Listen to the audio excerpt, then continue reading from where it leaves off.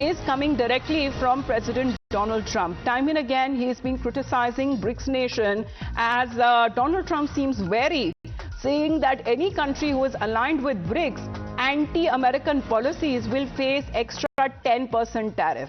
Now, this has been the statement and a warning rather that is now coming from the President of the United States, who has issued a warning to the BRICS member countries stating that any nation aligning, according to him, anti-American policies will now face 10% additional tariff. This announcement that was made on Truth Social, and he has mentioned that there would be no exceptions to this policy, and the move signals a potential shift in the U.S. trade relations, especially when it comes to BRICS nations. Let's get in a word from Rishabh again, because Rishabh, is the U.S. wary when it comes to the other nations coming together, in particular BRICS, as this warning that has now been issued, another tariff warning that has now been issued by Donald Trump with regards to the BRIC nations?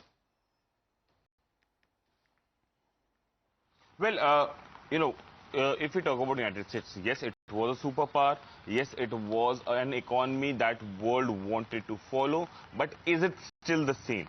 Things have started shifting. Things have started shifting toward the global south, and that is something that is rattling Washington. And that's the reason the moment BRICS talks about national currencies, BRICS talks about, de-dollarization, or for that matter, aid to global south without United States involved, or for that matter reforms in global bodies like UNSC or others, Washington sees this as a challenge. And that's the reason that Donald Trump time and again have been talking about how BRICS will, anything related to BRICS will attract more and more tariff.